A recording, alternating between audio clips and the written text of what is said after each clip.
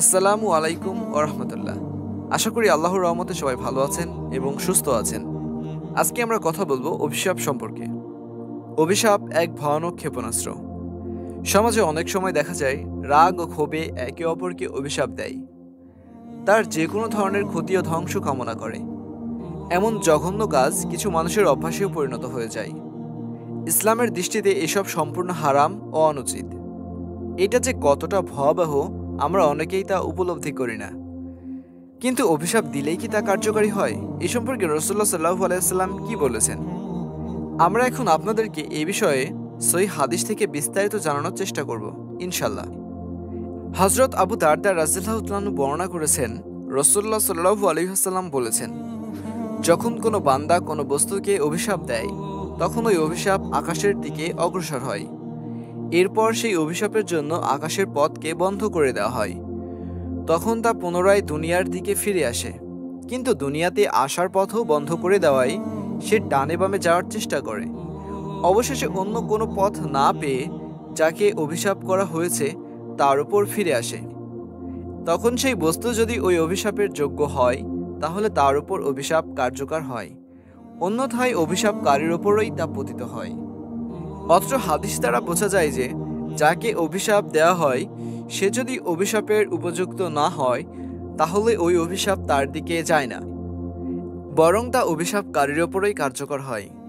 এজন্য অভিশাপ দেওয়ার ক্ষেত্রে সতর্ক হতে হবে। তবে রাসূলুল্লাহ সাল্লাল্লাহু আলাইহি ওয়াসাল্লাম পরস্পরকে অভিশাপ দিতে নিষেধ করেছেন। অভিশাপ সম্পর্কে রাসূলুল্লাহ সাল্লাল্লাহু আলাইহি ওয়াসাল্লাম আরও যেসব কথা বলেছেন তা হলো, হযরত সামুরা ইবনু জুনদুব রাদিয়াল্লাহু তাআলা আনহু বর্ণনা করেছেন, রাসূলুল্লাহ সাল্লাল্লাহু আলাইহি ওয়াসাল্লাম বলেছেন, তোমরা আল্লাহর অভিশাপ, আল্লাহর গজব বা জাহান্নাম দ্বারাও অভিশাপ দিও না। আমাদের মধ্যে অনেকেই বলে থাকে, আল্লাহ তোমার বিচার করবে, আল্লাহ তোমার উপর গজব নাজিল করুক, আল্লাহ তোমাকে জাহান্নামে দিবে। এমন কিছু বলেও অভিশাপ দেওয়াকে আল্লাহ রাসূল সাল্লাল্লাহু আলাইহি ওয়াসাল্লাম নিষেধ করেছেন। তবে মহিলাদেরকে বেশি বেশি অভিশাপ করতে দেখা যায়। এই জন্য রাসূলুল্লাহ সাল্লাল্লাহু আলাইহি ওয়াসাল্লাম মহিলাদের জাহান্নামে যাওয়ার নানা কারণের মধ্যে এটি একটি বলে উল্লেখ করেছেন। আব্দুল্লাহ ইবনু আব্বাস রাদিয়াল্লাহু তাআলা আনহু হতে বর্ণিত, তিনি বলেন, এক ব্যক্তির চাদর বাতাসে উড়ছিল। তখন ওই লোকটি বাতাসকে অভিশাপ করল। এটা শুনে রাসূলুল্লাহ সাল্লাল্লাহু আলাইহি ওয়াসাল্লাম বললেন, বাতাসকে অভিশাপ করো না, কেননা তা তো আদেশ বা উপদেশ প্রাপ্ত। প্রকৃত ঘটনা এই যে, যে ব্যক্তি কোনো বস্তুকে অভিশাপ করে, যদি সেই বস্তুটি অভিশাপের যোগ্য না হয়, তবে তা অভিশাপকারীর দিকেই ফিরে আসে। আমরা কিন্তু অনেক সময় দেখতে পাই আমাদের সমাজে অনেক মানুষই বাতাস, মেঘ, বৃষ্টি এবং প্রকৃতিকে অভিশাপ করে থাকে। এগুলো করা মোটেও ঠিক নয়। যদি কখনো বেশি রোদ পড়ে, তাহলে তারা সূর্যকে কিংবা রোদকে অভিশাপ করে। যদি বেশি বৃষ্টি হয়, তাহলে তারা বৃষ্টিকে অভিশাপ করে। যদি অনেক জোরে বাতাস হয়, তাহলে তারা বাতাসকে অভিশাপ করে বসে। এগুলো সবকিছুই আল্লাহর আদেশপ্রাপ্ত। এজন্য এগুলোকে কেউ যদি অভিশাপ করে থাকে, তাহলে তা কার্যকারী হবে না। আর যেই বস্তুকে অভিশাপ করা হয়, সেই বস্তু যদি অভিশাপের যোগ্য না হয়, তাহলে কিন্তু তা অভিশাপকারীর দিকেই ফিরে আসে। তাহলে অবশ্যই আমাদেরকে এই বিষয়েও সতর্ক হতে হবে। অভিশাপকারী আখিরাতেও মানমর্যাদা পাবে না।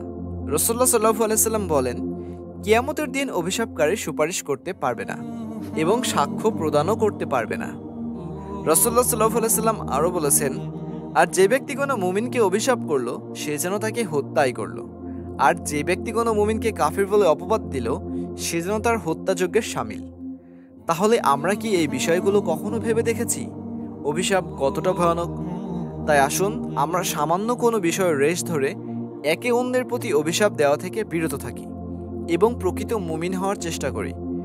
ইবনু উমার রাদিয়াল্লাহু তাআলা আনহু হতে বর্ণিত আছে, তিনি বলেন, রাসূলুল্লাহ সাল্লাল্লাহু আলাইহি ওয়াসাল্লাম বলেছেন, মুমিন ব্যক্তি কখনো অভিশাপকারী হতে পারে না।